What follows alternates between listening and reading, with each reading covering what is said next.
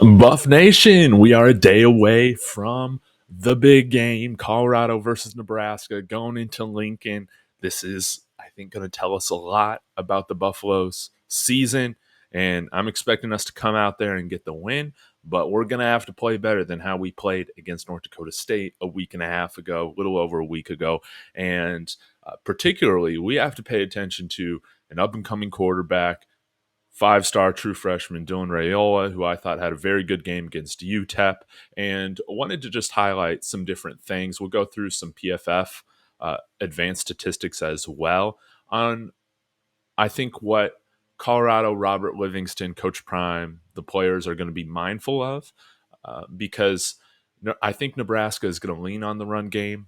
If we can get into a shootout, or if we can put pressure on Nebraska to have to pass the ball to win this game, I like our chances a lot better than obviously if they're gonna gash us up on the run game, they're gonna do that. But hopefully we can force them into some passing situations. But I got a handful of plays that we'll go through. Again, we'll dive into some advanced statistics. Y'all let me know your thoughts in the comments. But let's go ahead and get started.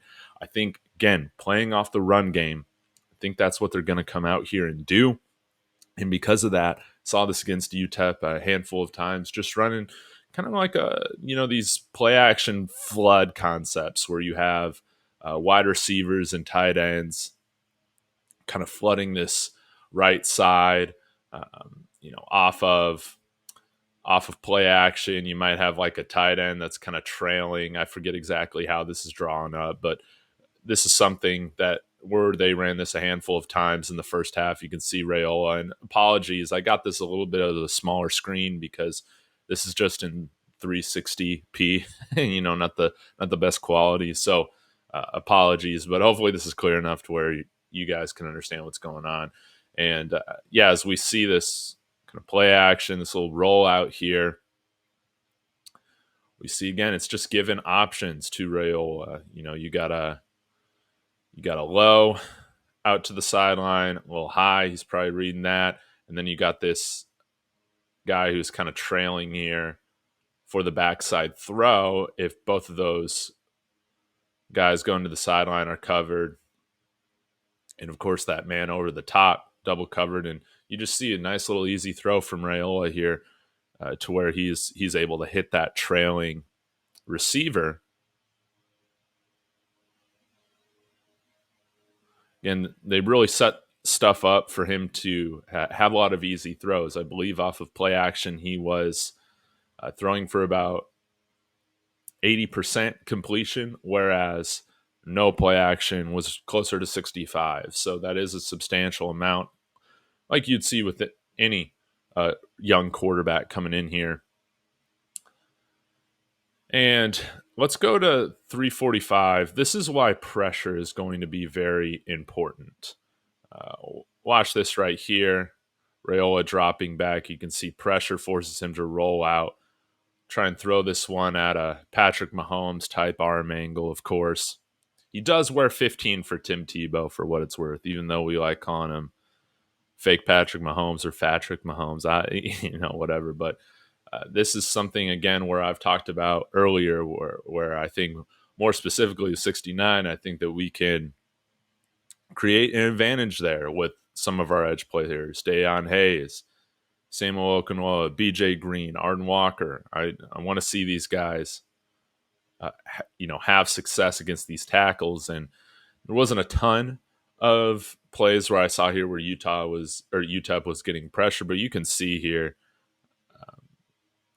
I think that this is a play where we actually, with our speed, we actually get there. This is going to be important. He didn't face a ton of pressure against UTEP, and we're going to have to get him seeing this more often, getting him a little bit more stressed. Now, if we're not doing it, this is where things can get a little bit dangerous. Let's take a look at the 5'11" mark. I think this is like a 3 deep type of coverage here. Again, that's a different play, but you can see here where he's able to just sit back, and then he's just able to fire, that comeback route. Again, they'll they will bring in. They don't always do this, but yeah, you see it here. They got the tight end over here as well. They'll throw deep concepts with having a tight end in there, two tight ends, all of that. We're just gonna have to be ready for everything.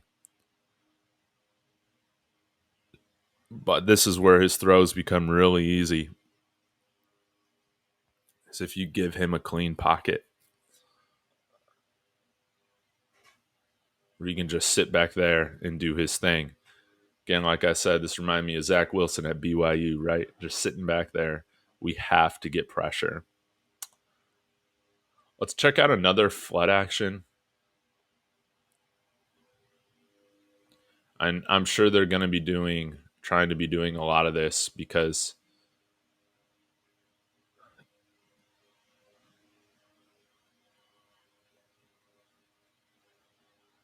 that wasn't what I wanted. 1306, sorry guys.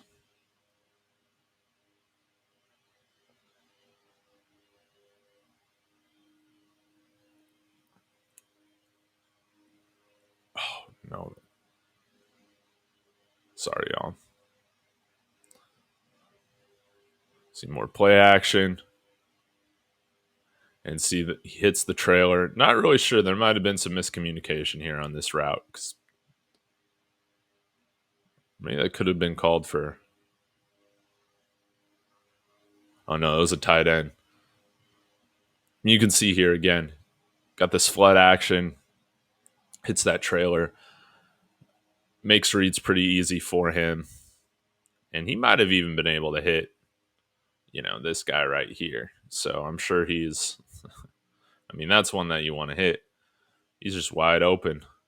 And again, I'm sure that's something that Matt Rhule's going over with him this week. But I think this is a concept that we're going to see quite a bit, especially if Nebraska is able to run effectively, which hopefully they're not. Okay, let's continue to move on. They gave him a lot of stuff that was kind of RPO, simple reads, getting the ball out of his hands quickly, and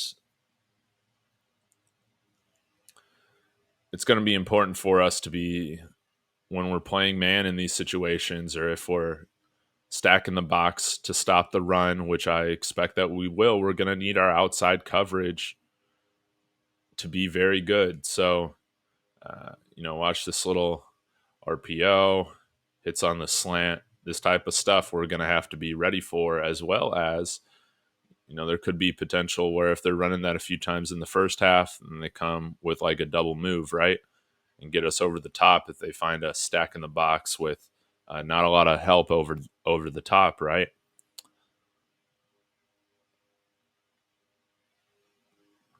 Let's see, just taking a little, I assume it's reading this defender to see if he kind of drops back.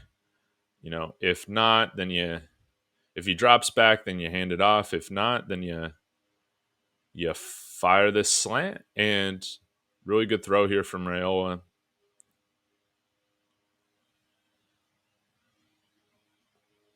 Maybe you'd want it more in stride, but nonetheless, very effective. And again, this is just like simple stuff that I'm sure he's done a ton of in high school. Feel like this is like basic college offense stuff that's run essentially everywhere for the most part. I think we're going to see a lot of that this week. Now, let's get back to the pressure. 16, 17 mark here.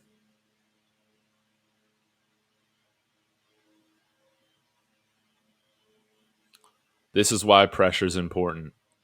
So you got kind of a jumbo formation here. You got a tight end, a running back, three wide receivers.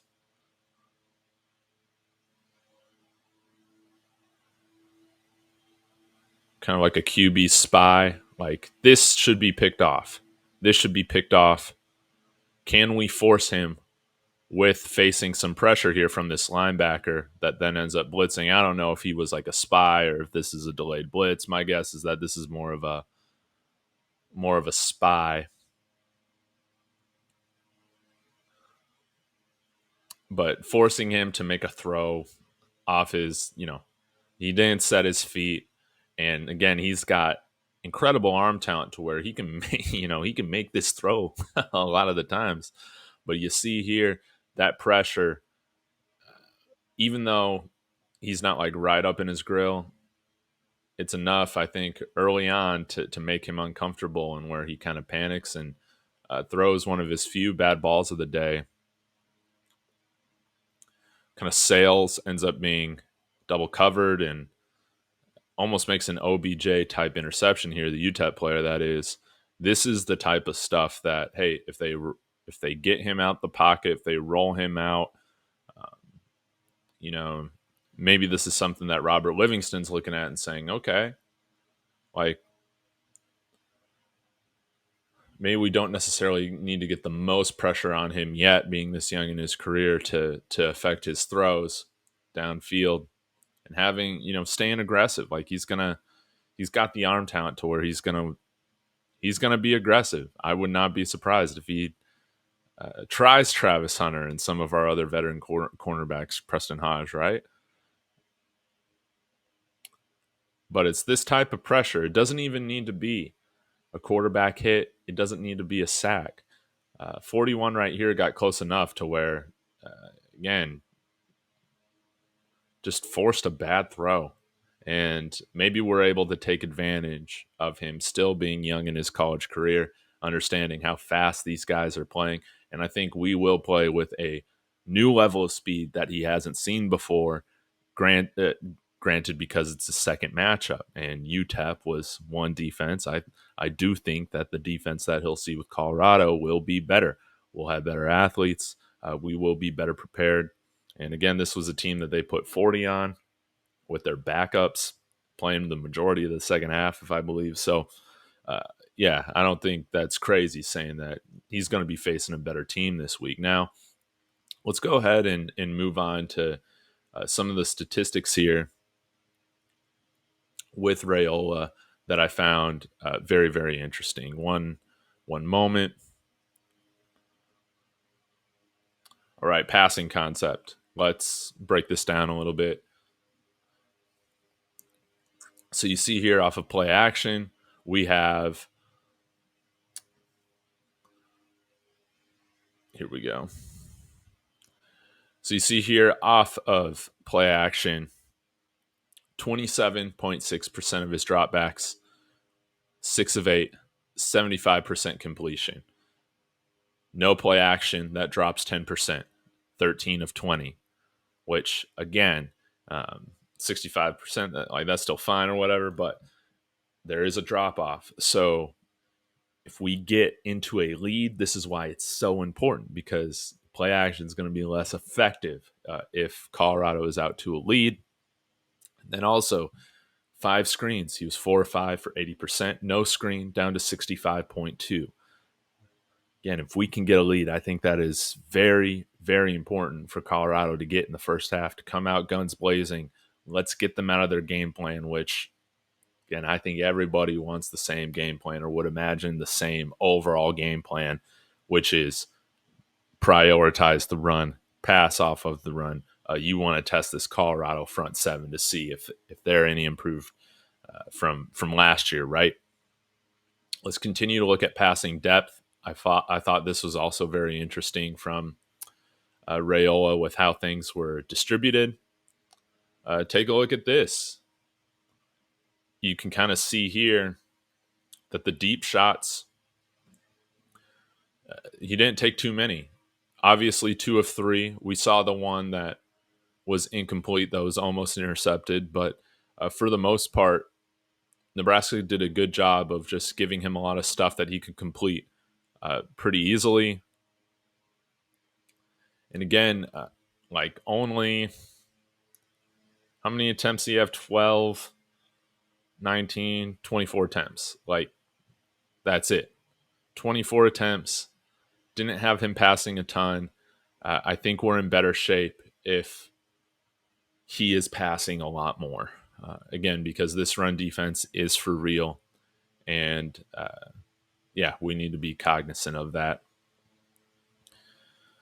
Let me go ahead and erase this, but pretty decent distribution. 5 passes deep, 7 medium, 6 short, 6 behind the line of scrimmage. But you can almost look at this as like, 19 from an easier distance and in 5 going deep. Can we keep everything ahead of us? I don't want to be getting deep, giving up big plays, anything like that. We'll just have to see. Maybe you guys feel a little bit different. Do we want to test him in his deep ball? Do we want to play the short game a little bit more aggressive? Y'all let me know in the comments. But I found all this to be very, very interesting. And if we're taking a look at the offensive line, let's go ahead and take a look at that as well. Maybe I can find that somewhere. Probably not. Oh well. Nebraska, come on now. Give me 1 second, guys. Here we go. Let's take a look at the blocking here. Pass grade blocking. 79 against UTEP. 72 in the run.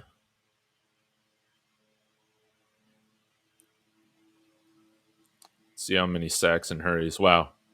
They gave up 5 hurries, 5 pressures. That's it. So no hits, no sacks.